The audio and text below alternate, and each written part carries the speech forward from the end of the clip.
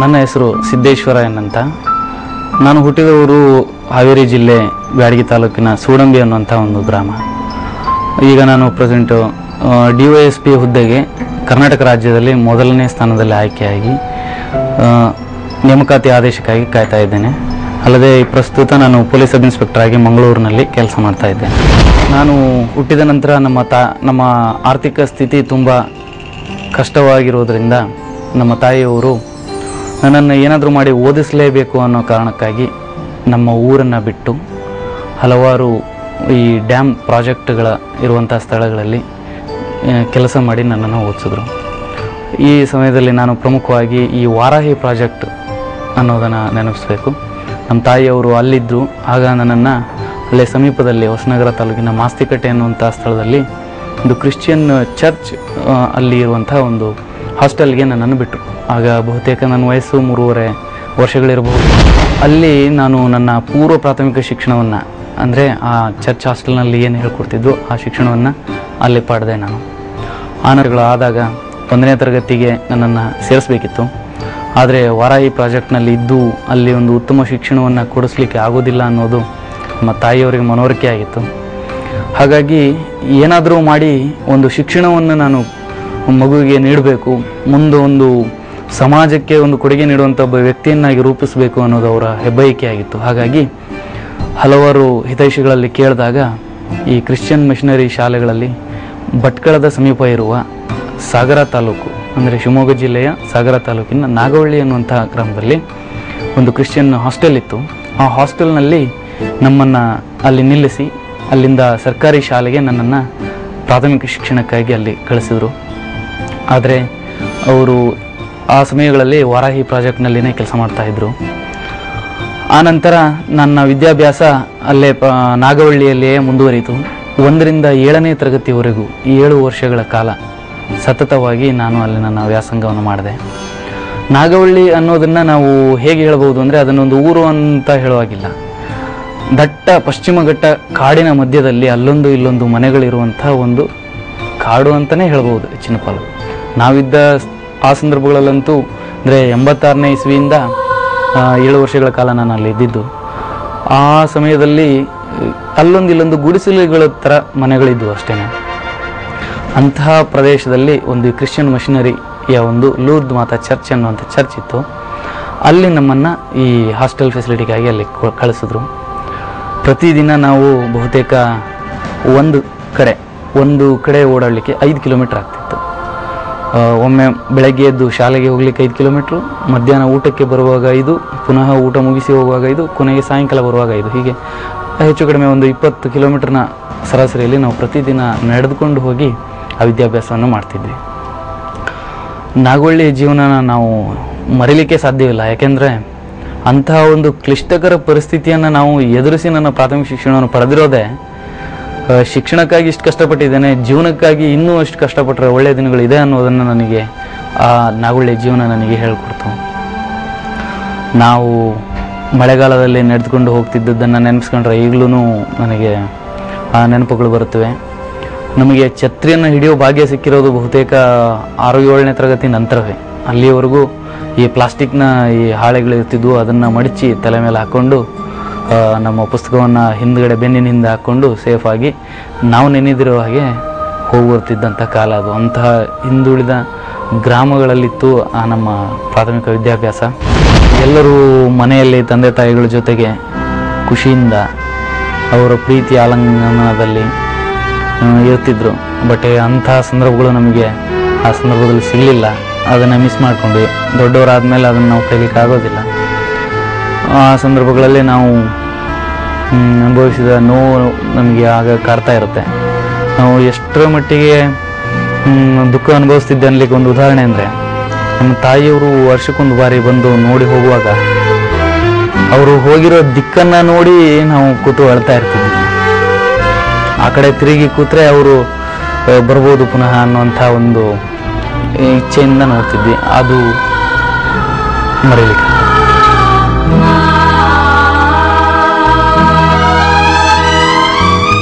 ಹಾಗೆ ಅಲ್ಲಿ ನಮಗೆ ಸಾಕಷ್ಟು ಜನ ಮಿತ್ರರು ಸಹ ಇದ್ದರು. ಮಿತ್ರರೆಲ್ಲರೂ ನನಗೆ ಈ ಓದಿನ ವಿಚಾರದಲ್ಲಿ ನಾನು ಮೊದಲಿನಿಂದನೂ ಪ್ರಥಮ ಸ್ಥಾನದಲ್ಲಿ ಇದ್ದಿದ್ದರಿಂದ ಅವರೆಲ್ಲರೂ ನನ್ನನ್ನು ಪ್ರೋತ್ಸಾಹಿಸ್ತಿದ್ರು. ಇಲ್ಲಿ ನಾನು ಖಂಡಿತವಾಗಿಯೂ ಹೇಳಲೇಬೇಕಾಗಿರೋ ವಿಚಾರ ಅಂದರೆ, ನಾನು ಕ್ರಿಶ್ಚಿಯನ್ ಮಿಷನರಿ ಶಾಲೆಗಳಲ್ಲಿ ಪಡೆದಿರುವಂಥ ಶಿಸ್ತುಬದ್ಧವಾದ ಶಿಕ್ಷಣ. ಅಲ್ಲಿ ಅವರು ಸ್ವಂತ ಮಕ್ಕಳ ರೀತಿಯಲ್ಲಿ ನಮ್ಮನ್ನು ಬೆಳೆಸ್ತಿದ್ರು. ಪ್ರತಿದಿನ ಮುಂಜಾನೆ 5:15ಗೆ ಏಳಲೇಬೇಕು. ಎದ್ದು ಪ್ರಾಥಮಿಕ ಲಘು ವ್ಯಾಯಾಮಗಳನ್ನು ಮಾಡಿ ಅಭ್ಯಾಸದಲ್ಲಿ ನಿರತರಾಗಬೇಕಿತ್ತು. 8 ಗಂಟೆಗೆ ನಮಗೆ ಪ್ರಾತಃ ಕಾಲದ ಉಪಹಾರವನ್ನು ಸೇವಿಸ್ತಿದ್ವಿ. ಆನಂತರ 9 ಗಂಟೆ ನಂತರ ನಾವು ಶಾಲೆಗಳಿಗೆ ತೆರಳುತ್ತಿದ್ವಿ. ತುಂಬ ಶಿಸ್ತುಬದ್ಧವಾಗಿ ನಮ್ಮನ್ನು ಬೆಳೆಸಿದ್ರು. ಅಲ್ಲಿ ಎಷ್ಟು ಚೆನ್ನಾಗಿ ಹೇಳ್ಕೊಡ್ತಿದ್ರು ಅಂತಂದರೆ, ನಾವು ಮುಂಜಾನೆ ಎದ್ದ ತಕ್ಷಣ ಗುರು ಹಿರಿಯರಿಗೆ ವಿಶ್ ಮಾಡಬೇಕು. ಬೆಳಗ್ಗೆ ಗುಡ್ ಮಾರ್ನಿಂಗ್ ಹೇಳಲೇಬೇಕು. ಹೇಳಿಲ್ಲ ಅಂದರೆ ಯಾಕೆ ಹೇಳ್ತಿರಲಿಲ್ಲ ಅನ್ನೋದನ್ನು ಕೇಳ್ತಿದ್ರು. ಅಷ್ಟರ ಮಟ್ಟಿಗೆ ನಮ್ಮ ವ್ಯಕ್ತಿತ್ವದ ಪ್ರತಿಯೊಂದು ಅಂಶಗಳನ್ನು ಗಮನಿಸಿ ನಮ್ಮನ್ನು ಅಲ್ಲಿ ತಿದ್ದಿದ್ದಾರೆ. ನಾನಿದ್ದಂಥ ಸ್ಥಳ ಕಾಡಿರಬಹುದು, ಬಟ್ ಅಲ್ಲಿ ನನಗೆ ಸಿಕ್ಕಿರುವ ಆ ವ್ಯಕ್ತಿತ್ವದ ರೂಪಣೆ ಅದು ಅತ್ಯಮೂಲ್ಯವಾದ್ದು ಅಂತ ನಾನು ಹೇಳ್ತೇನೆ. ಆನಂತರ ನಮ್ಮ ಶಾಲೆಯನ್ನು ನೆನೆಸ್ಕೊಂಡ್ರೆ 1ರಿಂದ 7ನೇ ತರಗತಿವರೆಗೂ ಇದ್ದಿದ್ದು ಒಂದೇ ಒಂದು ಕೊಠಡಿ. ಆ ಕೊಠಡಿಯಲ್ಲಿನೇ ಹಿಂದಿನ ಬೆಂಚ್ನಲ್ಲಿ ಕೂತ್ರೆ ಅದು 7ನೇ ಕ್ಲಾಸು, ಅದರ ಮುಂದಿದ್ರೆ 6ನೇ ಕ್ಲಾಸು, ಹೀಗೆ ಫಸ್ಟ್ ಬೆಂಚಲ್ಲಿ ಕೂತರು 1ನೇ ಕ್ಲಾಸು. ಯಾವುದಾದ್ರೂ 2 ತರಗತಿಗಳಿಗೆ ಸ್ಥಳ ಇಲ್ಲ ಅಂದರೆ ವರಾಂಡದಲ್ಲಿ ಕೂರಿಸ್ತಿದ್ರು. ಆ ಸಂದರ್ಭದಲ್ಲಿ ನಮಗೆ ಹೇಳಿಕೊಟ್ಟಂಥ ಕಾವೇರಿ ಹೆಗಡೆ ಅನ್ನುವಂಥ ಗುರುಗಳನ್ನು ನಾನು ಇಂದಿಗೂ ನೆನೆಸ್ತೇನೆ. ಇದ್ದಿದ್ದು ಅಷ್ಟೇ ಅವಕಾಶ ಇದ್ರೂ ಅವರು ನಮಗೆ ಯಾವುದರಲ್ಲೂ ಕೊರತೆ ಮಾಡಲಿಲ್ಲ. ಅವರು ಎಷ್ಟನ್ನು ಅತ್ಯಗತ್ಯ ಕಲೀಲೇಬೇಕಾಗಿರೋದೆಷ್ಟು ಅಷ್ಟನ್ನು ನಮಗೆ ಹೇಳಿಕೊಟ್ರು. ಹಾಗಾಗಿನೇ ನಾನು ಈ ದಿನ ಆ ಬುನಾದಿಯ ಆಧಾರದ ಮೇಲೆ ನನ್ನ ಜೀವನವನ್ನು ಬೆಳೆಸ್ಕೊಂಡಿದ್ದೇನೆ ಅಂತ ನಾನು ಹೇಳ್ಬೋದು. ಅವರು ನಮಗೆ ವ್ಯಕ್ತಿತ್ವ ರೂಪಣೆಯಲ್ಲೂ ಅವರು ಸಾಕಷ್ಟು ಪ್ರಮುಖ ಪಾತ್ರವನ್ನು ವಹಿಸಿದ್ದಾರೆ. ಸುಳ್ಳು ಹೇಳದೇ ಇರೋದಾಗಲಿ, ನಾವು ಪ್ರಾಮಾಣಿಕವಾಗಿ ನಮ್ಮ ನಡೆನುಡಿಗಳನ್ನು ತಿದ್ದುಕೊಳ್ಳೋದಾಗಲಿ, ಪ್ರತಿಯೊಂದನ್ನು ಆ ಟೀಚರ್ ನಮಗೆ ಹೇಳಿಕೊಟ್ರು. ಅವರನ್ನು ನಾವು ಎಂದಿಗೂ ಮರೆಯೋದಿಲ್ಲ. ಹಾಗೆಯೇ ಪ್ರಾಥಮಿಕ ಶಿಕ್ಷಣದಲ್ಲಿ ನಮಗೆ ಮಂಜುನಾಥ ಸ್ವಾಮಿ ಅನ್ನೋ ಗುರುಗಳು, ಹಾಗೆ SB ನಾಯಕ್ ಅನ್ನುವಂಥ ಗುರುಗಳು, ಇವರನ್ನು ನಾವು ಖಂಡಿತವಾಗಿಯೂ ನೆನೆಸಲೇಬೇಕಾಗಿರುವಂಥದ್ದು. ಅಲ್ಲದೆ ವಿಶೇಷವಾಗಿ ಹೇಳಬೇಕಾಗಿಲ್ಲ, ಅಲ್ಲಿ ಚರ್ಚ್ನಲ್ಲಿದ್ದಂಥ ಎಲ್ಲ ಫಾದರ್ಸ್ ಸಿಸ್ಟರ್ಸ್ಗಳು ಅವರೆಲ್ಲರನ್ನು ನಾನು ಖಂಡಿತವಾಗಿಯೂ ನೆನೆಯಲೇಬೇಕಾಗುತ್ತೆ. ನಾಗವಳ್ಳಿಯ ಶಿಕ್ಷಣ ನನಗೆ ಮೂಲತಃ ಭದ್ರ ಬುನಾದಿಯನ್ನು ಹಾಕಿಕೊಡ್ತು. ಅಲ್ಲಿ ಹೇಗಿತ್ತು ಅಂತಂದರೆ, ನಮ್ಮನ್ನು ಪ್ರತಿಯೊಂದು ಆಯಾಮಗಳಲ್ಲೂ ಕಾಂಪಿಟೇಟಿವ್ ಸ್ಪರ್ಧಾತ್ಮಕವಾಗಿ ಬೆಳೆಸ್ತಿದ್ರು. ನಮ್ಮ ಹಾಸ್ಟೆಲ್ನಲ್ಲಿ ಓದೋದ್ರಲ್ಲಿ ಒಬ್ಬನು ಮುಂದಿರ್ಬೋದು, ಆಟದಲ್ಲಿ ಇನ್ನೊಬ್ಬನು ಮುಂದಿರ್ಬೋದು, ನೃತ್ಯದಲ್ಲಿ ಮತ್ತೊಬ್ಬರು ಇರ್ಬೋದು, ಎಲ್ಲರದ್ದು ಪ್ರತಿಭೆಯನ್ನು ಗುರುತಿಸಿ ಅದನ್ನು ಬೆಳೆಸಲಿಕ್ಕೆ ಸಹಕಾರಿ ಮಾಡ್ತಿದ್ರು. ಆದ್ದರಿಂದನೇ ನಾನು 1-2ನೇ ತರಗತಿಯಲ್ಲಿ ಪ್ರಥಮ ಸ್ಥಾನ ಪಡೆದಾಗಲೇ ಅವರು ನೀನು ಚೆನ್ನಾಗಿ ಓದ್ತೀಯ, ಇನ್ನೂ ಚೆನ್ನಾಗಿ ಓದಬೇಕು ಅಂತ ಹೇಳೋದ್ರಿಂದ 7ನೇ ತರಗತಿವರೆಗೂ ನಾನೇ ಪ್ರಥಮ ಸ್ಥಾನದಲ್ಲಿದ್ದೆ. ವಿಶೇಷವಾಗಿ ಹೇಳಬೇಕಂದ್ರೆ ಆನಂತರ ನಾನು ಮುಂದುವರಿಸಿ 8ರಲ್ಲೂ ಪ್ರಥಮ ಸ್ಥಾನ, 9-10ರಲ್ಲಿ ದ್ವಿತೀಯ ಸ್ಥಾನದಲ್ಲಿದ್ದೆ. ಆನಂತರ TCHನಲ್ಲೂ ಪ್ರಥಮ ಸ್ಥಾನದಲ್ಲಿ ಬಂದೆ. ಹಾಗೆಯೇ ಮುಂದೆ ಪ್ರಾಥಮಿಕ ಶಾಲಾ ಶಿಕ್ಷಕನಾದಾಗ ಅಲ್ಲಿ ಎಂಟ್ರೆನ್ಸ್ ಪರೀಕ್ಷೆಯಲ್ಲೂ ಶಿವಮೊಗ್ಗ ಜಿಲ್ಲೆಗೆ ಪ್ರಥಮ ಸ್ಥಾನದಲ್ಲಿದ್ದೆ, ಹಾಗೂ TCHನಲ್ಲಿ ಪ್ರಥಮ ಸ್ಥಾನ ಹೇಳಿದ್ದೆ. ಇದಕ್ಕೆಲ್ಲ ಭದ್ರ ಬುನಾದಿ ಅಂದರೆ ಅವರು ತೋರಿಸಿರುವಂಥ ಒಂದು ಸ್ಪರ್ಧಾತ್ಮಕ ಮನೋಭಾವ, ಅವರು ಬೆಳೆಸಿರುವಂಥದ್ದು. ಹೀಗೆ ವ್ಯಕ್ತಿಯ ಎಲ್ಲ ಸರ್ವತೋಮುಖ ಆಯಾಮಗಳಿಂದ ಬೆಳೆಸಲಿಕ್ಕೆ ಅವರು ನಮಗೆ ಸಹಾಯ ಮಾಡಿದ್ರು ಅಂತ ಹೇಳ್ಬೋದು. ಆನಂತರ ನನ್ನ ಜೀವನ ಬದಲಾಗಿರೋದು ಆ ಕ್ರಿಶ್ಚಿಯನ್ ಮಿಷನರಿ ಶಾಲೆಯಿಂದ. ಅಲ್ಲಿಂದ ನನ್ನನ್ನು ಪುನಃ ಹಿಂಡುವಳ್ಳಿ ಅನ್ನುವಂಥ ಅವರದೇ ಆದ ಸಂಸ್ಥೆಗೆ ನನ್ನ ಶಿಕ್ಷಣಕ್ಕೆ ವರ್ಗಾಯಿಸಿ. ಎಲ್ಲ ಸಂದರ್ಭಗಳಲ್ಲೂ ನಮ್ಮ ತಾಯಿಯವರ ಪಾತ್ರವನ್ನು ನಾನು ಖಂಡಿತವಾಗಿ ಮರೆಯುವಾಗಿಲ್ಲ. ಅವರು ವರ್ಷಕ್ಕೆ ಒಮ್ಮೆ ಮಾತ್ರ ನಮ್ಮನ್ನು ನೋಡಲಿಕ್ಕೆ ಅಷ್ಟು ದೂರದಿಂದ ಬರ್ತಿದ್ದರು. ವಾರಾಹಿ ಪ್ರಾಜೆಕ್ಟ್ನಲ್ಲಿದ್ದಾಗ ನಾನು 6-7ನೇ ತರಗತಿ ಓದುವಾಗ ಅವರು ಬಹುತೇಕ ಗೇರುಸೊಪ್ಪ ಪ್ರಾಜೆಕ್ಟ್ ಕಡೆಗೆ ಈ ಕಡೆ ಬಂದಿದ್ದರು. ಅಲ್ಲಿಂದ ನಾನು ಓದ್ತಿದ್ದಂಥ ಸ್ಥಳಕ್ಕೆ ಭೇಟಿ ಕೊಡ್ತಿದ್ರು. ಅಷ್ಟು ಸಣ್ಣ ವಯಸ್ಸಿನಲ್ಲೇ ಆದ್ರೂ ಅವರಿಗೆ ಮಗನ ನೋಡಬೇಕು ಮಾಡಬೇಕು ಅಂತಿದ್ರೂ ಅವರು ವರ್ಷಕ್ಕೊಮ್ಮೆ ಬಂದು ಪ್ರತಿ ಬಾರಿ ನನ್ನ ಮನಸ್ಸಿನಲ್ಲಿ ಒಂದು ಬಲವಾದ ಒಂದು ಗುರಿಯನ್ನು ಮೂಡಿಸಿದ್ರು. ಅಂದರೆ ನೀನು ಒಬ್ಬ ಒಳ್ಳೆಯ ವ್ಯಕ್ತಿಯಾಗಿ ಬೆಳೀಬೇಕು, ನಿನ್ನಿಂದ ಸಮಾಜಕ್ಕೊಂದು ಒಳ್ಳೆಯದಾಗಬೇಕು, ಏನೂ ಇಲ್ಲದೇ ಇದ್ರೂ ಏನನ್ನು ಬೇಕಾದರೂ ಸಾಧಿಸ್ಬೋದು ಅನ್ನೋದನ್ನು ನೀನು ಮಾಡಬೇಕು, ಒಳ್ಳೆಯವನಾಗಿ ಬೆಳಿ, ಚೆನ್ನಾಗಿ ಓದು ಅನ್ನೋದನ್ನು ಅಷ್ಟು ಹೇಳಿದ್ರೆ ಹೊರತು ಬೇರೆ ಏನನ್ನೂ ಹೇಳಿಲ್ಲ. ಆ ಸಂದರ್ಭಗಳಲ್ಲೂ ನಾವು ಸಾಕಷ್ಟು ಬಾರಿ ಮರುಗಿದ್ದಿದೆ. ಬೇರೆಯವರು ಒಳ್ಳೆಯ ಪ್ಯಾಂಟು ಶರ್ಟ್ಗಳನ್ನು ಧರಿಸುವಾಗ ನಾವು ಕೇವಲ ನಿಕ್ಕರನ್ನೇ ಧರಿಸ್ತಿದ್ವಿ, ನಾವು ಅದನ್ನು ಧರಿಸೋದು ಯಾವಾಗ ಅನ್ನುವಂಥ ಒಂದು ಅಳುಕೆಲ್ಲ ಇರ್ತಿತ್ತು. ಆದ್ರೂ ನಮ್ಮ ತಾಯಿಯವರು ಹೇಳಿರುವಂಥ ಗುರಿ ಉದ್ದೇಶ ಸಾಧನೆಗಾಗಿ ಬೇರೆ ಯಾವುದನ್ನು ನಾವು ಲೆಕ್ಕಿಸದೆ ಓದೋದನ್ನೇ ಪ್ರಮುಖ ನನ್ನ ಗುರಿಯನ್ನು ಇಟ್ಕೊಂಡು ನಾನು ವಿದ್ಯಾಭ್ಯಾಸವನ್ನು ಮುಗಿಸಿದೆ.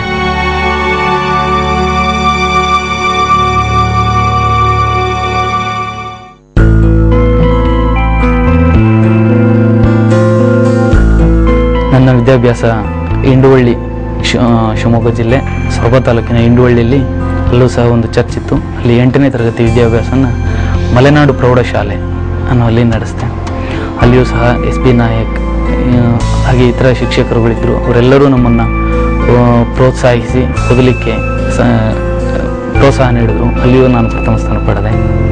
ಆ ನಂತರ ಕಾರಣಾಂತರಗಳಿಂದ ನಾನು ನನ್ನ ವಿದ್ಯಾಭ್ಯಾಸವನ್ನು ಸೊರಬ ತಾಲೂಕಿನ ಆನವಟ್ಟಿಗೆ ಬದಲಾಯಿಸಿದೆ. ಅಲ್ಲಿಯೂ ಸಹ ಇದೇ ಕ್ರಿಶ್ಚಿಯನ್ ಹಾಸ್ಟೆಲ್ನಲ್ಲೇ ಇದ್ದೆ ನಾನು. ಅಲ್ಲಿ 9, 10ನೇ ತರಗತಿಯಲ್ಲಿ ಅತ್ಯುತ್ತಮವಾದಂಥ ಒಂದು ಶಿಕ್ಷಣ ನನಗೆ ಸಿಕ್ತು. ಆನವಟ್ಟಿಗೆ ನನ್ನ ವಿದ್ಯಾಭ್ಯಾಸ ವರ್ಗಾವಣೆಗೊಂಡಂದಿನಿಂದ ನನ್ನ ಜೀವನದ ವೇಗ, ಒಂದು ದಿಕ್ಕು ಒಂದು ವಿಶೇಷವಾದ ತಿರುವನ್ನು ಪಡೆದುಕೊಳ್ತು ಅಂತ ಹೇಳ್ಬೋದು. ಯಾಕೆಂದರೆ ಇಲ್ಲಿವರೆಗೂ ನಾನು ಶಾಲಾ ಜೀವನ, ಪಠ್ಯಕ್ರಮ ಅವುಗಳಲ್ಲಷ್ಟೇ ನಾನು ಗಮನಿಸ್ತಿದ್ದೆ, ಅದರಲ್ಲಷ್ಟೇ ಮುಂದೆ ಬರ್ತಿದ್ದೆ. ಬಟ್ ಆನವಟ್ಟಿಗೆ ಬಂದ ನಂತರ ನನ್ನ ಜೀವನದಲ್ಲಿ ಒಂದು ಹಲವು ಆಯಾಮಗಳು ನನ್ನ ವ್ಯಕ್ತಿತ್ವವನ್ನು ಸೇರಿಕೊಂಡು ಅಂತ ಹೇಳ್ಬೋದು. ಕೇವಲ ಓದಷ್ಟೇ ಅಲ್ಲದೆ ಸಹಪಠ್ಯ ಚಟುವಟಿಕೆಗಳಲ್ಲೂ ನನ್ನ ವ್ಯಕ್ತಿತ್ವ ಬೆಳೀತಾ ಹೋಯಿತು, ಕ್ರೀಡೆಗಳಲ್ಲೂ ಬೆಳೀತಾ ಹೋಯಿತು. ಈ ರೀತಿಯಾಗಿ ನನ್ನನ್ನು ಹಲವು ರೀತಿಯಲ್ಲಿ ನಮ್ಮ ಆನವಟ್ಟಿ ಅನ್ನುವಂಥ ಗ್ರಾಮ ನನ್ನನ್ನು ಬೆಳೆಸ್ತು. 9, 10ನೇ ತರಗತಿಯಲ್ಲಿ ಓದುವಾಗ ಹಲವು ನಾವು ನೃತ್ಯ ಕಾರ್ಯಕ್ರಮಗಳಲ್ಲಿ ಭಾಗವಹಿಸಿದ್ದಿದೆ, ವಾಲಿಬಾಲ್ ಕ್ರೀಡೆಗಳಲ್ಲಿ ಭಾಗವಹಿಸಿದ್ದೇನೆ, ಹಲವು ಪ್ರಬಂಧ ಸ್ಪರ್ಧೆ, ಭಾಷಣ ಸ್ಪರ್ಧೆಗಳಲ್ಲಿ ಭಾಗವಹಿಸಿ ನಾನು ಬಹುಮಾನವನ್ನು ಪಡೆದಿದ್ದೇನೆ.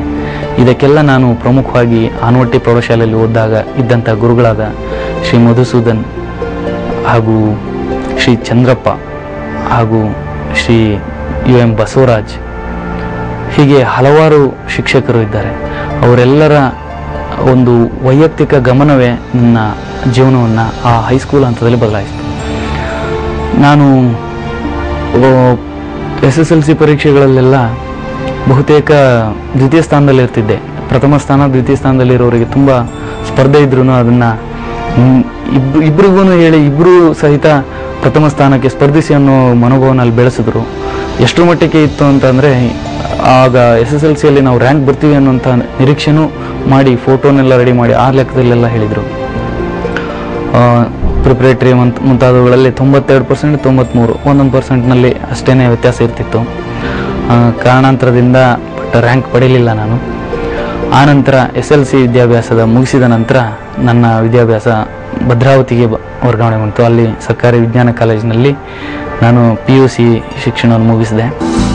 ಇಷ್ಟೊತ್ತಿಗಾಗಲೇ ನಾವು ಒಂದು ಜೀವನದಲ್ಲಿ ಒಂದು ಏನಾದರೂ ನೆಲೆ ಕಂಡುಕೊಳ್ಳಲೇಬೇಕಾಯಿತು ಅನ್ನುವಂಥ ಅನಿವಾರ್ಯ ಪರಿಸ್ಥಿತಿ ಒದಗಿತ್ತು.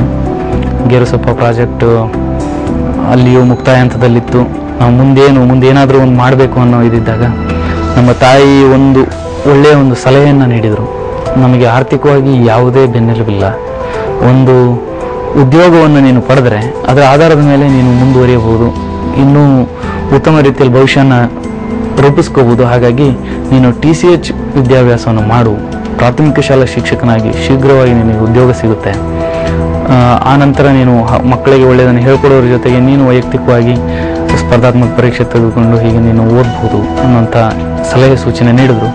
ಆದರೆ ನಾನು ಇಂಜಿನಿಯರಿಂಗು ಮತ್ತೊಂದು ಆಸೆ ಇದ್ರೂ ಪ್ರಾಕ್ಟಿಕಲ್ ಆಗಿ ಯೋಚನೆ ಮಾಡಿ ಅದು ಸತ್ಯ ಅಂತ ಎನಿಸಿ ನಾನು TCHಗೆ ಆಯ್ಕೆಗೊಂಡೆ, ತರಬೇತಿ ಪಡೀಲಿಕ್ಕೆ ಆಯ್ಕೆಗೊಂಡು ಆನವಟ್ಟಿ ಅಲ್ಲಿರುವಂಥ ಸರ್ಕಾರಿ TCH ಕಾಲೇಜ್ನಲ್ಲಿನೇ ನಾನು ಸೀಟನ್ನು ಪಡೆದುಕೊಂಡೆ. ಅಲ್ಲಿಯೂ ಸಹ ನನ್ನ ವ್ಯಕ್ತಿತ್ವ ಇನ್ನೂ ಉತ್ತಮವಾಗಿ ರೂಪುಗೊಂಡಿತು. ಏಕೆಂದರೆ TCH ಅನ್ನೋದು ಹಲವಾರು ರೀತಿಯಲ್ಲಿ ವ್ಯಕ್ತಿಯ ವ್ಯಕ್ತಿತ್ವವನ್ನು ರೂಪುಗೊಳಿಸುತ್ತೆ. ಅಲ್ಲಿ ಮಾಡುವಂಥ ಪ್ರಾಕ್ಟೀಸ್ ಟೀಚಿಂಗ್ನಲ್ಲಿ ನಮ್ಮ ಸ್ಟೇಜ್ ಫಿಯರ್ ಅನ್ನೋದು ಹೋಗುತ್ತೆ. ನಾವು ಧೈರ್ಯವಾಗಿ ಮಾತನಾಡುವಂಥ ಕಲೆಯನ್ನು ಬೆಳೆಸ್ಕೊಳ್ತೀವಿ. ಅಲ್ಲಿ ಕೊಡುವಂಥ ನಿಯೋಜಿತ ಕಾರ್ಯಕ್ರಮಗಳಲ್ಲಿ ನಮ್ಮ ಕ್ರಿಯೇಟಿವಿಟಿ ಬೆಳೆಯುತ್ತೆ. ಅಲ್ಲಿ ನಮ್ಮಲ್ಲಿರುವಂಥ ವಿಶೇಷವಾದ ಕಲೆಗಳನ್ನು ಬಳಸ್ಕೊಂಡು ಅತ್ಯುತ್ತಮವಾದ ರೀತಿಯಲ್ಲಿ ಅಸೈನ್ಮೆಂಟ್ಗಳನ್ನು ಬರೆದು ಕೊಡ್ತಿದ್ವಿ. ಚಿತ್ರಕಲೆಯನ್ನು ಮಾಡಿಸ್ತಿದ್ರು, ಟೀಚಿಂಗ್ ಏಡ್ಸ್ಗಳನ್ನು ಮಾಡಿಸ್ತಿದ್ರು, ಹಾಗೆ ಹಲವಾರು ರೀತಿ ಕಾರ್ಯಕ್ರಮಗಳನ್ನು, ಸಾಂಸ್ಕೃತಿಕ ಕಾರ್ಯಕ್ರಮಗಳನ್ನು ಮಾಡಿಸ್ತಿದ್ರು. ಅಲ್ಲಿ ಹಾಡು ಹೇಳಿದ್ದಿದೆ, ತಬಲಾ ಬಾರಿಸಿದ್ದಿದೆ, ಪ್ರಹಸನಗಳನ್ನು ಸಾಕಷ್ಟು ಬಾರಿ ಮಾಡಿದ್ದಿದೆ. ಹೀಗೆ ಒಟ್ಟಾರೆಯಾಗಿ ನಮ್ಮ ಈ ಕಾಂಪಿಟೇಟಿವ್ ಫೀಲ್ಡ್ಗೆ ನನಗೆ ಒಂದು ಮುನ್ಸೂಚನೆ ಆಗಿದ್ದು ಅಂದರೆ TCH ಶಿಕ್ಷಣ ಅಂತಲೇ ಹೇಳ್ಬೋದು. ಯಾಕೆಂದರೆ ಅಲ್ಲಿ ಕೊಟ್ಟಿರುವಂಥ ಹಲವಾರು ಕಲೆಗಳು ನನ್ನ ಈ ಕಾಂಪಿಟೇಟಿವ್ ಎಕ್ಸಾಮ್ಗೆ ಸಹಕಾರಿಯಾದವು. ಅವೇ ನನಗೆ ಸಾಕಷ್ಟು ಕೊಡುಗೆಯನ್ನು ನೀಡಿವೆ ಅಂತ ಹೇಳ್ಬೋದು. ಆನಂತರ ನಾನು ಪ್ರಾಥಮಿಕ ಶಿಕ್ಷಕನಾಗಿ ಅಲ್ಲೇ ಪಕ್ಕದಲ್ಲಿದ್ದಂಥ ನೃಪತುಂಗ ವಿದ್ಯಾಶಾಲೆಯಲ್ಲಿ ಸುಮಾರು 2 ವರ್ಷಗಳ ಕಾಲ ಗೌರವ ಶಿಕ್ಷಕನಾಗಿ ಕೆಲಸ ಮಾಡಿದೆ. ಅದನ್ನು ನಾನು ಎಷ್ಟು ಆತ್ಮತೃಪ್ತಿಯಿಂದ ಮಾಡಿದ್ದೇನೆ ಅಂದರೆ ಈಗಲೂ ನನಗೆ ಅಲ್ಲಿ ನಾನು ಕಲಿಸಿರುವಂಥ ವಿಧಾನ, ಆ ವಿದ್ಯಾರ್ಥಿಗಳು ಮುಟ್ಟಿರುವಂಥ ಸ್ಥಾನ ಎಲ್ಲವನ್ನು ನಾನು ನೋಡಿದಾಗ ಅಷ್ಟು ಶ್ರಮ ವಹಿಸಿದ್ದು ತುಂಬ ಉತ್ತಮ ಫಲ ನೀಡಿದೆ ಅಂತ ಅನ್ನಿಸ್ತಾ ಇದೆ. ನಾವು ಮುಂಜಾನೆ 9 ಗಂಟೆಗೆ ಹೋದರೆ ಸಾಯಂಕಾಲ 7 ಗಂಟೆ ತನಕ ಶಾಲೆಯಲ್ಲೇ ಇರ್ತಿದ್ವಿ. ಅವರಿಗೆ ಪಾಠ ಹೇಳೋದ್ರ ಜೊತೆಗೆ ಕ್ರೀಡೆಗಳಲ್ಲೂ ಅವರಿಗೆ ನಾವೇ ತರಬೇತಿ ಕೊಡ್ತಿದ್ವಿ. ಅಷ್ಟೊಂದು ಮಟ್ಟಿಗೆ ನಾವು ವಿದ್ಯಾರ್ಥಿಗಳ ಜೊತೆಗೆ ಇನ್ವಾಲ್ವ್ ಆಗಿ ಅಲ್ಲಿ ಪಾಠ ಮಾಡ್ತಿದ್ವಿ. 2 ವರ್ಷಗಳ ನಂತರ ನಮಗೆ ಸರ್ಕಾರಿ ಶಿಕ್ಷಕರ ಹುದ್ದೆಗೆ ಕಾಲ್ಫರ್ ಆಯಿತು. ಆನಂತರ ನಾನು ಶಿವಮೊಗ್ಗ ಜಿಲ್ಲೆಯಲ್ಲೇ ಅರ್ಜಿ ಹಾಕಿ ಶಿವಮೊಗ್ಗ ಜಿಲ್ಲೆಯಲ್ಲೇ ಆಯ್ಕೆಯಾದೆ. ಆಗ 150 ಅಂಕಗಳಿಗೆ 124 ಅಂಕಗಳನ್ನು ಪಡೆದು ಶಿವಮೊಗ್ಗ ಜಿಲ್ಲೆಯಲ್ಲಿ CET ಪರೀಕ್ಷೆಯಲ್ಲಿ ಅತಿ ಹೆಚ್ಚು ಅಂಕಗಳನ್ನು ಗಳಿಸಿದ್ದ ವ್ಯಕ್ತಿಯಾಗಿದ್ದೆ ನಾನು. ಆನಂತರ ಆನವಟ್ಟಿಯಿಂದ ಸುಮಾರು ಒಂದು 20 ಕಿಲೋಮೀಟರ್ ದೂರ ಇರುವ ಸರ್ಕಾರಿ ಪ್ರಾಥಮಿಕ ಶಾಲೆ ಆಲಹಳ್ಳಿ, ಇಲ್ಲಿಗೆ ನಾನು ಪ್ರಾಥಮಿಕ ಶಾಲಾ ಶಿಕ್ಷಕನಾಗಿ ನಿಯೋಜಿತಗೊಂಡೆ. ಕಾಯಕವೇ ಕೈಲಾಸ ಅನ್ನೋ ರೀತಿಯಲ್ಲಿ ನಮಗೊಂದು ಉದ್ಯೋಗ ಸಿಕ್ಕಿದೆ. ಆ ಉದ್ಯೋಗವನ್ನು ಸರಿಯಾಗಿ ಮಾಡಿ ಆನಂತರ ಉಳಿದ ಸಮಯದಲ್ಲಿ ನನ್ನ ವ್ಯಕ್ತಿತ್ವವನ್ನು ರೂಪಿಸ್ಕೋಬೇಕು ಅನ್ನೋದು ನಾನು ಮನಗಂಡಿದ್ದೆ. ಈ ಎಲ್ಲ ಸಂದರ್ಭಗಳಲ್ಲೂ ನಮ್ಮ ತಾಯಿ ಅದನ್ನು ಹೇಳ್ತಾ ಬಂದಿದ್ದರು. ಹಾಗಾಗಿ ನಾನು ಶಾಲಾ ಸಮಯಗಳಲ್ಲಿ ಸರಿಯಾಗಿ ಬೋಧನೆ ಮಾಡಿ ವಿದ್ಯಾರ್ಥಿಗಳಿಗೆ ಮೋಸ ಆಗದ ಹಾಗೆ ಪಾಠ ಮಾಡಿ ಆನಂತರ ರಜಾ ಸಮಯದಲ್ಲಿ ನಾನು ಬಾಹ್ಯ ಅಭ್ಯರ್ಥಿಯಾಗಿ ಕರ್ನಾಟಕ ವಿಶ್ವವಿದ್ಯಾನಿಲಯದಿಂದ ಪದವಿಯನ್ನು ಪಡೆದುಕೊಂಡೆ. 2004ರಲ್ಲಿ ನನಗೆ ಪದವಿಯನ್ನು ಪಡ್ಕೊಂಡೆ ನಾನು. ಆ ನಂತರ ನಾನು ಈ ಥರ ಸ್ಪರ್ಧಾತ್ಮಕ ಪರೀಕ್ಷೆಗಳ ಕಡೆಗೆ ನಾನು ತಿರುಗಿದೆ. ಏಕೆಂದರೆ ಒಂದು ಪದವಿ ಪ್ರಮುಖವಾಗಿ ಅತ್ಯಗತ್ಯವಾಗಿತ್ತು ಸ್ಪರ್ಧಾತ್ಮಕ ಪರೀಕ್ಷೆಗಳಿಗೆ. ಆ ಸಮಯಗಳಲ್ಲಿ ನಮ್ಮ ಸುತ್ತಮುತ್ತಲಿರುವಂಥ ಹಲವು ಮಿತ್ರ ವೃಂದದವರಿದ್ದರು. ಎಲ್ಲರೂ ಈ ರೀತಿಯಲ್ಲಿ ಒಂದು ಓದಿನ ವಾತಾವರಣವನ್ನು ರೂಪಿಸುವಂಥವರೇ ಇದ್ದರು. ಹಾಗಾಗಿ ಎಲ್ಲರೂ ನಾವು ಈ ರೀತಿಯ ಸ್ಪರ್ಧಾತ್ಮಕ ಪರೀಕ್ಷೆಗಳ ಕಡೆಗೆ ಎಲ್ಲರೂ ತೊಡಗಿಸ್ಕೊಂಡ್ವಿ. ಆನಂತರ ಮೊದಲನೇದಾಗಿ ಪ್ರಥಮ ದರ್ಜೆ ಸಹಾಯಕನಾಗಿ ನೇಮಕ ಆಯಿತು. ಆಗ ನಾನು ಪ್ರಾಥಮಿಕ ಶಾಲಾ ಶಿಕ್ಷಕ ಹುದ್ದೆಯಿಂದ ನಾನು ಪ್ರಥಮ ದರ್ಜೆ ಸಹಾಯಕನಾಗಿ ದಾವಣಗೆರೆ ನ್ಯಾಯಾಲಯದಲ್ಲಿ ಕೆಲಸ ನಿರ್ವಹಿಸಿದೆ. ನ್ಯಾಯಾಲಯದಲ್ಲಿದ್ದಂತಹ ಕೆಲಸವು ನನಗೆ ಸಾಕಷ್ಟು ಪಾಠಗಳನ್ನು ಕಲಿಸಿದೆ. ಯಾಕೆಂದರೆ ನಾವು ಬರೀ ಪುಸ್ತಕದ ವಿಷಯಗಳಲ್ಲಿ ನುಡ್ತಿದ್ವಿ ಹೊರತು ನ್ಯಾಯಾಂಗದ ವಿಚಾರಗಳಲ್ಲಿ ಏನು ತಿಳುವಳಿಕೆ ಇರಲಿಲ್ಲ. ಹಾಗಾಗಿ ನ್ಯಾಯಿಕ ಪ್ರಕ್ರಿಯೆಗಳ ಬಗ್ಗೆ ತಿಳ್ಕೊಂಡ್ವಿ, ಹೊರ ಜಗತ್ತಿನ ಬಗ್ಗೆ ತಿಳ್ಕೊಂಡ್ವಿ. ಇದರಿಂದ ನಮ್ಮ ವ್ಯಕ್ತಿತ್ವ ಇನ್ನೂ ವಿಶಾಲವಾಗ್ತಾ ಹೋಯಿತು. ಹಾಗಾಗಿ ನಾನು ದಾವಣಗೆರೆಯಲ್ಲಿ ಮಾಡಿರುವ 9 ತಿಂಗಳ ಕಾಲದ ಸೇವೆ ಅದು ಸಹ ಒಂದು ರೀತಿಯಲ್ಲಿ ನನಗೆ ಸಹಾಯ ಮಾಡಿದೆ ಅನ್ಬೋದು. ಹಾಗೆಯೇ ನಾನು PSI ಹುದ್ದೆಗೆ ಅರ್ಜಿ ಸಲ್ಲಿಸಿ PSI ಆಗಿ ಆಯ್ಕೆಯಾಗಿ 2007 ನಂತರ ಮೈಸೂರಿನಲ್ಲಿ ತರಬೇತಿ ಪಡೆದ ನಂತರ ನನ್ನನ್ನು ರಾಯಚೂರು ಜಿಲ್ಲೆಗೆ ಪ್ರೊಬೇಷನರಿಗಾಗಿ ಅಂದರೆ ಪ್ರಾಯೋಗಿಕ ತರಬೇತಿಗಾಗಿ ಹಾಕಲಾಯಿತು. ರಾಯಚೂರಿನಲ್ಲಿ ಹಲವಾರು ರೀತಿಯ ಸಂದರ್ಭಗಳಲ್ಲಿ ನಾನು ಕೆಲಸ ಮಾಡಿ ಹಲವು ಅನುಭವಗಳನ್ನು ಪಡೆದಿದ್ದೇನೆ. ಅಲ್ಲಿ ಬರಗಾಲ ಸಂದರ್ಭದಲ್ಲೂ ಇದ್ವಿ, ಹಾಗೆಯೇ ಅತಿವೃಷ್ಟಿ ಆದಾಗ್ಲೂ ಆ ಸಂದರ್ಭದಲ್ಲಿ ನಾವು ಅಲ್ಲಿದ್ದಾಗ ನಮಗೆ ಹಲವು ಮೇಲಾಧಿಕಾರಿಗಳು ನಮಗೆ ಓದಲಿಕ್ಕೆ ಅವಕಾಶ ಮಾಡಿದ್ರು. ನೀವು ಓದಿ ಅಂತ ಹೇಳಿ ಪ್ರೋತ್ಸಾಹ ತುಂಬಿದ್ರು. ಆ ಒಂದು ಪ್ರೋತ್ಸಾಹದ ಫಲವಾಗಿಯೇ ನಾನು ಅನಂತರ KS ಪರೀಕ್ಷೆ ಇವುಗಳನ್ನು ಪಡ್ಕೊಳ್ಳಿ ಆ ಕಡೆ ನಾನು ತಿರುಗಲಿಕ್ಕೆ ಕಾರಣ ಆಯಿತು.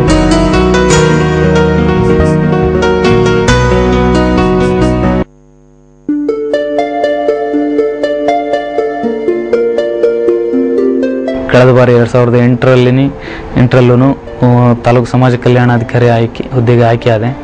ಆದರೆ ನಾನು ಇನ್ನೂ ಒಂದು ಉತ್ತಮ ಹುದ್ದೆಗೆ ಹೋಗುವ ಅನ್ನೋ ಉದ್ದೇಶದಿಂದ ಆ ಹುದ್ದೆಗೆ ನಾನು ಸೇರಲಿಲ್ಲ. ಬದಲಾಗಿ 2010ರಲ್ಲಿ ಪುನಃ ಪರೀಕ್ಷೆಯನ್ನು ಬರೆದೆ. 2010ರಲ್ಲಿ DYSP ಆಗಿ ಪ್ರಥಮ ಸ್ಥಾನಕ್ಕೆ ಆಯ್ಕೆಯಾಗಿದ್ದೇನೆ. ಇಲ್ಲಿಯವರೆಗೂ ನಮ್ಮ ತಾಯಿಯವರು ನನಗೆ ಎಂಥ ಕ್ಲಿಷ್ಟ ಸಂದರ್ಭಗಳು ಬಂದ್ರೂ ಎದೆಗುಂದು ಬೇಡ, ಸವಾಲುಗಳು ಎಲ್ಲರಿಗೂ ಇರುವಂಥದ್ದೇ, ಆದರೆ ಅದಕ್ಕೆ ಕಾರಣ ಹೇಳಿರ ಪಲಾಯನವಾದವನ್ನು ಮಾಡದೆ ನೀವು ಆ ಸಂದರ್ಭಗಳನ್ನು ಎದುರಿಸಿ ಆ ಸಂದರ್ಭದಲ್ಲಿ ಬರುವಂಥ ಕಷ್ಟಗಳನ್ನು ನಿವಾರಿಸಿಕೊಂಡು ಒಂದು ದಾರಿ ಮಾಡಿಕೊಂಡು ಗುರಿಯನ್ನು ತಲುಪಬೇಕು ಅನ್ನೋದನ್ನು ಹೇಳಿ ಆ ಪ್ರಕಾರವಾಗಿ ನಾನು ಮುನ್ನಡೀತಾ ಇದ್ದೆ. ಇನ್ನೊಂದು ಅತ್ಯಮೂಲ್ಯವಾದಂಥ ಒಂದು ಖುಷಿ ಕೊಡುವ ವಿಚಾರ ಅಂದರೆ ನಾನು ಪಡೆದಿರೋದು ಬಾಹ್ಯ ಅಭ್ಯರ್ಥಿಯಾಗಿ ಪದವಿ ಆದ್ರೂ 2010ರಲ್ಲಿ ನಡೆದಿರುವಂಥ UPSC ಅಂದರೆ IAS ಪರೀಕ್ಷೆಯಲ್ಲಿ ವ್ಯಕ್ತಿತ್ವ ಪರೀಕ್ಷೆಯವರೆಗೂ ಹಾಜರಾಗಿ ದೆಹಲಿಯಲ್ಲಿಯೂ ಕೇಂದ್ರ ಲೋಕ ಸೇವಾ ಆಯೋಗದವರು ನಡೆಸುವ ವ್ಯಕ್ತಿತ್ವ ಪರೀಕ್ಷೆಯವರೆಗೂ ಹಾಜರಾಗಿ ಬಂದಿರುತ್ತೇನೆ. ಅದು ಅಂತಿಮವಾಗಿ ಆಯ್ಕೆ ಆಗದಿದ್ರೂ ಗ್ರಾಮೀಣ ಪ್ರದೇಶದಲ್ಲಿ ಓದಿರುವಂಥ ನಾನು ಅದು ಬಾಹ್ಯ ಅಭ್ಯರ್ಥಿಯಾಗಿ ಪದವಿ ಪಡೆದು ಸುತ್ತಮುತ್ತಲಿನ ವಾತಾವರಣವನ್ನು ನೋಡಿ ತಿಳಿದು ಕಲಿತು ಅಲ್ಲಿವರೆಗೂ ಹೋಗಿರೋದೇ ನನಗೆ ಸಾಕಷ್ಟು ಸಮಾಧಾನವನ್ನು ನೀಡಿದೆ.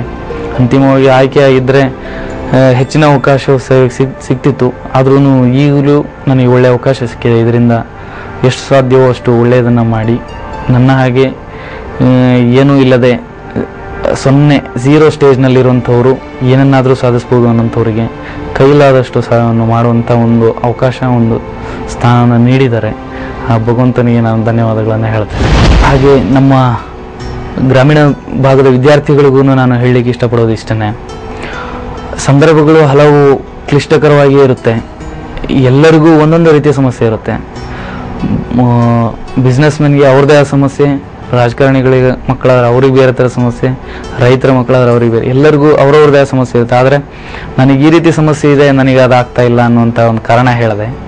ಸಮಸ್ಯೆ ಎಷ್ಟಾದರೂ ಇರಲಿ, ಅದರಲ್ಲೇ ನಾನೊಂದು ಮಾರ್ಗ ಮಾಡಿ ನಾನು ಓದಲಿಕ್ಕೆ ಎಷ್ಟು ಬೇಕೋ ಅಷ್ಟು ಕೆಲಸವನ್ನು ಮಾಡ್ತೇನೆ ಅನ್ನುವಂಥ ಒಂದು ಇಚ್ಛಾಶಕ್ತಿ ಇತ್ತು ಅಂದರೆ ಎಲ್ಲರಿಗೂ ಅವಕಾಶ ಇದೆ, ಎಲ್ಲರೂ ಮಾಡಬಹುದು ಅನ್ನುವಂಥದ್ದನ್ನು ನಮ್ಮ ಗ್ರಾಮೀಣ ಭಾಗದ ವಿದ್ಯಾರ್ಥಿಗಳಿಗೂ ಹೇಳಲಿಕ್ಕೆ ಇಷ್ಟಪಡ್ತೇನೆ. ಸೌಲಭ್ಯಗಳಿಲ್ಲ, ನಮಗೆ ಪಾಠ ಸಿಗಲ್ಲ, ಯಾವುದೇ ಪುಸ್ತಕಗಳು ರೆಡಿ ಸಿಗೋದಿಲ್ಲ, ಮತ್ತೊಂದು ಏನೂ ಬೇಡ. ಅವುಗಳು ಇದ್ದರೂ ಇಲ್ಲದಿದ್ರೂ ಅದು ಇರುವಲ್ಲಿ ಹೋಗಾದರೂ ನಾನು ಓದ್ತೀನಿ, ಅಥವಾ ಅದನ್ನು ತರಿಸ್ಕೊಂಡಾದರೂ ಓದ್ತೇನೆ. ನನ್ನ ಗುರಿ ಸಾಧನೆಗೆ ಏನು ಬೇಕೋ ಅಷ್ಟನ್ನು ನಾನು ಮಾಡ್ತೇನೆ ಅನ್ನುವಂಥ ಒಂದು ಆತ್ಮವಿಶ್ವಾಸ ಇದ್ದರೆ ಏನು ಬೇಕಾದರೂ ಮಾಡಬಹುದು ಅನ್ನೋದನ್ನು ಹೇಳಲಿಕ್ಕೆ ಇಷ್ಟಪಡ್ತೀನಿ. ನನ್ನ ಹೆಂಡತಿ ಹೆಸರು ರೂಪಾ ಅಂತ. ಅವರು BA B.Ed ವ್ಯಾಸಂಗವನ್ನು ಮಾಡಿದ್ದಾರೆ. ನಿಜವಾಗ್ಲೂ ನನ್ನ ಈ ಯಶಸ್ಸಿನಲ್ಲಿ ಅವರ ಪಾತ್ರ ತುಂಬ ಇದೆ. ಈ ಸಂದರ್ಭದಲ್ಲಿ ನಾನು ಹೇಳಲಿಕ್ಕೆ ಇಷ್ಟಪಡೋದು ಒಂದು ಘಟನೆ. 2008ರಲ್ಲಿ ನಾನು KS ಮುಖ್ಯ ಪರೀಕ್ಷೆ ಸಂದರ್ಭದಲ್ಲಿ, ಮುಖ್ಯ ಪರೀಕ್ಷೆಯ ನಂತರ ಮುಗಿದ 3 ದಿನಗಳಲ್ಲೇ ನನ್ನ ವಿವಾಹ ಇತ್ತು. ಆದರೆ ನಾನು ವಿವಾಹದ 2 ದಿನ ಹಿಂದೆ ಅಷ್ಟೇ ನಾನು ಬಂದಿರೋದು. ಪರೀಕ್ಷೆ ಇತ್ತು, ಪರೀಕ್ಷೆ ಮುಗಿಸಿ ಬಂದಿದ್ದೇನೆ. ಅಷ್ಟು ಅಲ್ಪ ಸಮಯವಿದ್ರೂ ನನಗೆ ಯಾವುದೇ ತೊಂದರೆ ಕೊಡದೆ ನೀವು ಓದಿ, ಪರೀಕ್ಷೆ ಚೆನ್ನಾಗಿ ಬರೀರಿ ಅನ್ನುವಂಥ ಮಾತನ್ನು ಹೇಳಿದ್ರು. ಅದನ್ನು ನಾವು ಮರೀಲಿಕ್ಕಾಗೋದಿಲ್ಲ. ಹಾಗೂ ಪರೀಕ್ಷೆ ಬರೆದು ಬಂದು ವಿವಾಹ ಆದ ನಂತರವೂ ಸಹ ನಾನು ಅನಿವಾರ್ಯವಾಗಿ ರಾಯಚೂರಿಗೆ ತೆರಳಲೇಬೇಕಿತ್ತು ಕರ್ತವ್ಯಕ್ಕೆ ಹಾಜರಾಗಲಿಕ್ಕೆ. ವಿವಾಹದ ನಂತರ 2-3 ದಿನಗಳಲ್ಲೇ ನಾನು ಅಲ್ಲಿಗೆ ಹೋದೆ. ಆ ಸಂದರ್ಭದಲ್ಲೂ ಅವರು ಯಾವುದೇ ಬೇಸರ ಪಟ್ಟುಕೊಳ್ಳದೆ ನನಗೆ ಪ್ರೋತ್ಸಾಹ ನೀಡಿ, ಇರಲಿ, ಇದು ಕಷ್ಟಗಳು ಎಲ್ಲೋ ಯಾವಾಗಲೂ ಇರೋದಿಲ್ಲ, ಇದು ಬಗೆಹರಿಯುತ್ತೆ, ಮುಂದೆ ಒಳ್ಳೆಯ ದಿನಗಳು ಬರುತ್ತೆ ಅಂತ ಪ್ರೋತ್ಸಾಹ ನೀಡಿದ್ದಾರೆ. ಹಾಗೆ ನಾನು IAS ಪರೀಕ್ಷೆಗೆ ಅಂತ ಓದುವಾಗ ಕೆಲವು ಸಮಯ ಅವರು ನನಗೆ ತುಂಬಾ ಧೈರ್ಯದ ಮಾತುಗಳನ್ನು ಆಡಿದ್ದಾರೆ. ನಾನು ಪ್ರಿಲಿಮಿನರಿ ಪರೀಕ್ಷೆ ಮುಗಿಸಿದ ನಂತರ ನನಗೆ ಮಗು ಜನಿಸ್ತು. ಮಗು ಜನಿಸಿದ 2 ದಿನಗಳಲ್ಲೇ ನಾನು ಪುನಃ ಮುಖ್ಯ ಪರೀಕ್ಷೆ ತಯಾರಿಗೆ ಹೋದೆ. ಇದು ಅತಿ ಕ್ಲಿಷ್ಟಕರವಾದ ಸಂದರ್ಭ. ಆ ಸಂದರ್ಭದಲ್ಲೂ ಅವರು ಎದುಗುಂದಿದೆ, ಅಷ್ಟು ನೋವಿನಲ್ಲೂ ಮಾಡಿ ಒಳ್ಳೆಯದಾಗಲಿ, ನಾವಿದ್ದೇವೆ ಜೊತೆಗೆ, ಯಾವುದಕ್ಕೂ ಯೋಚನೆ ಮಾಡಬೇಡಿ ಅಂಥೇಳಿ 2 ದಿನದಲ್ಲೇ ನನ್ನನ್ನು ಕಳಿಸ್ಕೊಟ್ಟು ಪರೀಕ್ಷೆನ ಯಶಸ್ವಿ ಮಾಡಲಿಕ್ಕೆ ಕಾರಣ ಆಗಿದ್ದಾರೆ. ಅವ್ರಿಗೂ ನಾನು ಕೃತಜ್ಞತೆ ಹೇಳ್ತೇನೆ. ಹಾಗೆಯೇ ನಮ್ಮ ಮಾವನವರು ಸಾಕಷ್ಟು ಸಹಾಯ ಮಾಡಿದ್ದಾರೆ, ಅವರ ಸಹಾಯವನ್ನು ನಾನು ನೆನೆಸ್ತೇನೆ. ಅಂತಿಮವಾಗಿ ನಮ್ಮ ಇಲಾಖೆಯ ಮೇಲಾಧಿಕಾರಿಗಳ ನಾನು ಖಂಡಿತವಾಗಿಯೂ ನೆನೆಸಬೇಕು.